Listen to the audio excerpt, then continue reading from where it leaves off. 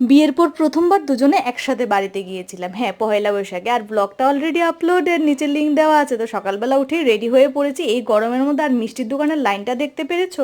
এই গরমের মধ্যে যাই হোক জানা তার করে বাড়িতে পৌঁছে গেলাম। পৌঁছে যাওয়া মাত্রই বিঙ্গোর পাগলামি। আর রান্নাঘরে গিয়ে দেখি মা মাটন থেকে শুরু করে দু রকমের মাংস, তারপরে মাছ, সব কিছুর আয়োজন রয়েছে। পাঁচ রকমের ভাজা থেকে শুরু করে নোনা ইলিশ থেকে শুরু করে সব। খাওয়া দাওয়ার পর ও ভাই আমি মিলে আড্ডা মারছিলাম। তারপর চলে এলাম পুকুর পাড়ে। আর পুকুর পাড়ের ছোট্ট ছানাটি দেখে কিন্তু আমার ভীষণ লোভ লাগলো একটু আদর করার জন্য। তো এইখানে দেখো একটা কলার মোচা, অনেকে মোচা বলে অনেকেই ধর বলে, বাবু কেটেছে এটা। এবার চলো আমি গিয়ে এটাকে নিয়ে নিই। দেখেছো কত বড় মোচাটা? এটা কিন্তু যাওয়ার সময় বাড়িতে নিয়ে যাব। আর দেখো এখানে যেন সবুজে চারিদিকটা ঘেরা। আর নিজের গাছ থেকে বরবটি পাড়তে কিংবা যে কোনো সবজি পাড়তে এটার মজা আর অনুভূতি দুটোই আলাদা, তাই নয় কি? আর বাবা জ্বালিয়ে দিল আগুন নোংরাগুলোতে। আর এখানে সন্তানদের সাথে দেখা, তারপর খেলাম ডাবের জল। চলো